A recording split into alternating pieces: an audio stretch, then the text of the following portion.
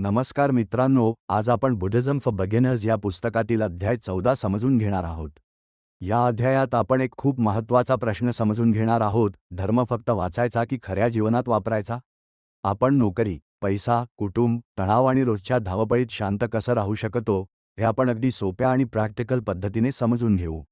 शांतपणे ऐका आणि स्वतःच्या आयुष्याशी जोडून पहा.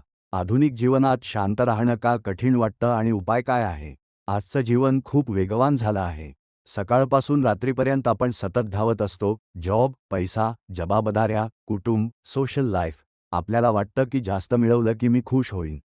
पण खरं काय होतं? आपण काहीतरी मिळवतो, थोडा आनंद होतो आणि लगेच अजून काहीतरी हवं वाटतं. हा सायकल कधीच थांबत नाही. उदाहरण बघ, तू नवीन मोबाईल घेतोस. सुरुवातीला खूप एक्साइटमेंट असतो. काही दिवसांनी तो नॉर्मल वाटायला लागतो. मग तुला दुसरा मॉडेल हवा वाटतो. तसंच पैसा, गाडी, घर सगळ्याबाबत होतं. याचा अर्थ असा नाही की या गोष्टी चुकीच्या आहेत, पण त्यांच्यावर जास्त अवलंबून राहिलास तर मन शांत राहत नाही.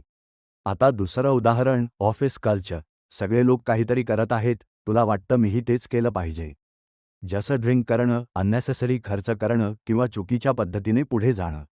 जर तू लोक काय म्हणतील या भीतीने चाललास तर तू स्वतःला हरवतोस.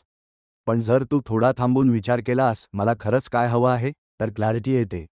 उदाहरणार्थ, जर तू शांत राहणं, एथिकल राहणं आणि हेल्दी राहणं निवडलंस, तर तुला इतरांच्या प्रेशरमध्ये येण्याची गरज नाही.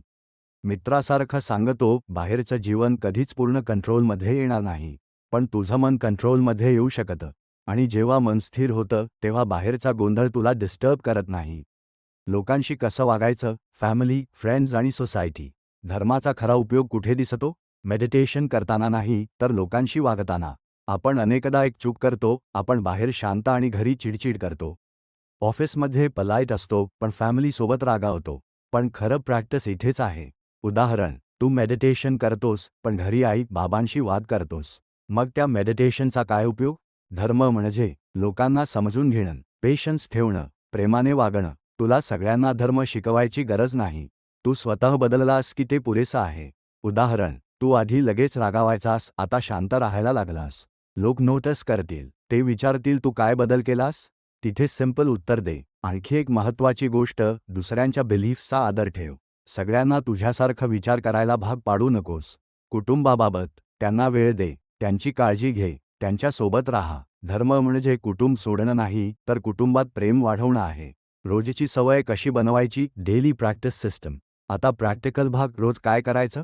सकाळ उठल्यावर पहिला विचार काय असावा? आज मी कोणालाही दुखावणार नाही. शक्य असेल तिथे मदत करेन. हा सिंपल विचार तुझा पूर्ण दिवस बदलू शकतो. त्यानंतर 5 ते 10 मिनिटं शांत बस. श्वासावर लक्ष दे. मन शांत कर. दिवसात तुझं माइंड ऑब्झर्व्ह कर. उदाहरण, कोणी काही बोललं लगेच रिॲक्ट करू नको. आधी पॉज घे. ट्रॅफिकमध्ये कोणी कट मारलं, राग न करता विचार कर, तो पण माझ्यासारखाच आनंद शोधतोय. हे छोटं वाटतं, पण हळूहळू तुझं मन बदलतं. काम करताना कामाला फक्त पैसा कमावण्याचं साधन म्हणून बघू नकोस. लर्निंग आणि सेवा म्हणून बघ. रात्री, आज काय चांगलं केलं, काय सुधारायचं आहे, हा छोटा रिव्ह्यू खूप पॉवरफुल आहे. बॅलन्स आणि लाँग टर्म बदल कसा करायचा? आपण सगळे विचार करतो, काम, पैसा आणि शांत जीवन बॅलन्स कसं करायचं? उत्तर आहे माइंडसेट बदल. उदाहरण, तू जॉब करतोस. जर तू म्हणालास मला फक्त पैसे हवेत, स्ट्रेस वाढतो. पण मी इथे शिकतोय, ग्रो होतोय, लोकांना मदत करतोय, स्ट्रेस कमी होतो. आणखी, जर एन्व्हायर्नमेंट खराब असेल, तू सगळं बदलू शकत नाहीस, पण तुझं रिॲक्शन बदलू शकतोस. हीच पॉवर आहे. मित्रासारखं सांगतो, मोठे बदल एकदम होत नाहीत. छोट्या सवयी बदल, हळूहळू सगळं बदलतं. धर्म म्हणजे काही वेगळं नाही, तो तुझ्या रोजच्या जीवनात आहे.